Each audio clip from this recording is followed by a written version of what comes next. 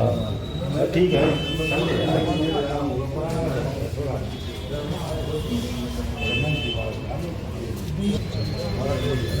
कोई बात नहीं। सारी बढ़िया।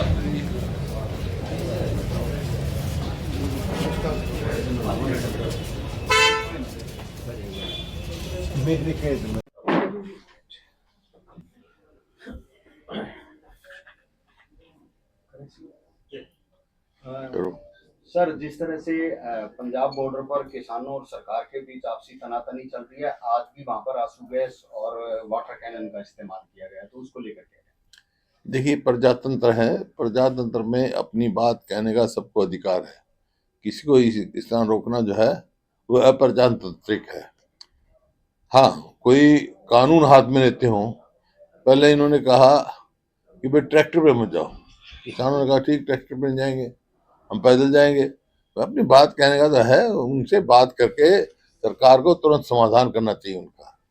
और हरियाणा सरकार का तो रवैया ऐसा ही है।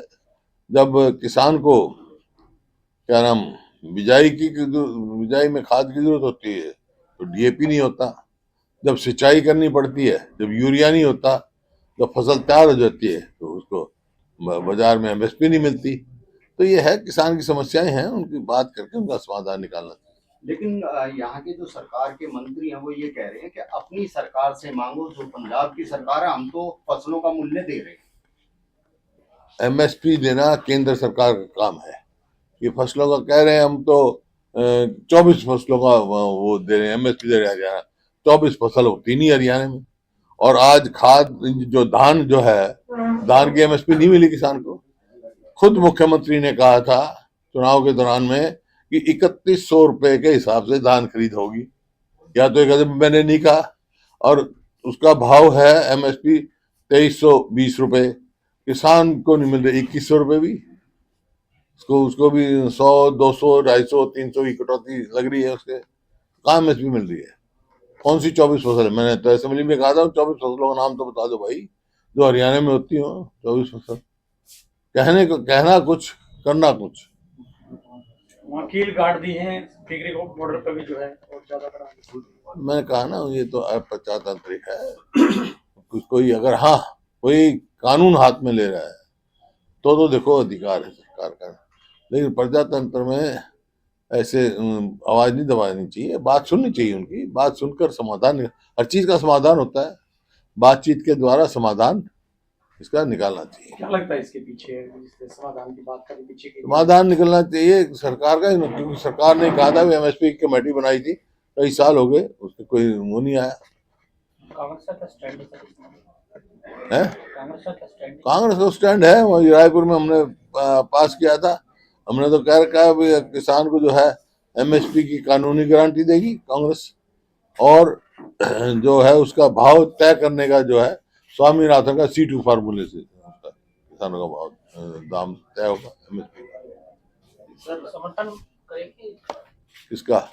किसान जब हम कांग्रेस का स्टैंड है ये, एमएसपी की जो है वाजिब मांगों को बात से समाधान करना चाहिए और वाजिब बात माननी चाहिए उनकी। कल प्रधानमंत्री आ रहे हैं 9 तारीख को हरियाणा में, शुरुआत में महिलाओं के लिए अच्छा है, देखेंगे प्रधानमंत्री जी को देके जाएंगे। सर, जिस तरीके से चुनावी नतीजे 8 तारीख को आए, अभी काफी दिन हो गए हैं, अभी भी चाहे बीजेपी का कोई भी नेता हो, वो मंच से बहुत ही कटाक्ष भरे कांग्रेस पार्टी और खासकर आपके और दीपेंद्र हुड्डा के ऊपर कटाक्ष। मैं तो सुना नहीं कोई है। असेंबली में वो जवाब दे, अपनी हर बात में हर बात में 10 साल हो गए उनकी सरकार को, अचीवमेंट बताए ना। 1 यूनिट बिजली की पैदा की है उन्होंने, 1 पोल मेट्रो का लगाया है। जो मेट्रो हमारे समय की मंजूर थी, आज कह रहे हैं 10 साल तक सोते रहे। एक एक रेलवे लाइन के नहीं लेके आए, कोई काम तो किया नहीं, कोई एक बड़ी संस्था लेके आए। अपनी उपलब्धि बतानी चाहिए उनको। सर, विधानसभा चुनाव में हार के ऊपर दीपक बावरिया का बयान आया है कि 10-15 सीटों का जो वितरण है वो ठीक नहीं हो पाया, उसकी वो जिम्मेवारी लेते हैं। तो उनसे बात करो, उन्होंने कहा। हो गया। नगर निगम और निकाय चुनाव आ रहे हैं, उसको लेकर के किस तरह से कांग्रेस तैयार है। संगठन कब तक तैयार हो जाएगा? हो जाएगा, जब हो जाएगा जो बता देंगे आपको। नेता प्रतिपक्ष का चयन अब तक नहीं हुआ सर। क्या हो गया? चयन पार्टी ने प्रस्ताव पास करके दे रखा है कमांड पे, ऐसा करेंगे।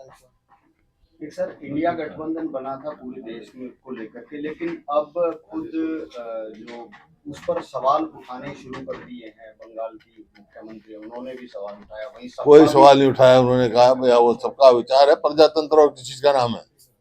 प्रजातंत्र इसी चीज का नाम है, लेकिन गठबंधन थोड़ा ही टूटा है। क्राइम लगातार बढ़ रहा है रोहतक में, सबसे ज्यादा जिस तरह से वारदात।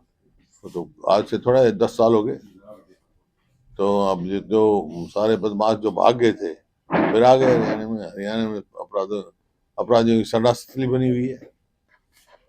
सर क्योंकि इन अपराधों के पीछे ज्यादातर गैंगवार का बहुत ज्यादा सिस्टम आ रहा है, और लोग आज हरियाणा में कोई अपने आप को सुरक्षित महसूस नहीं कर रहा है।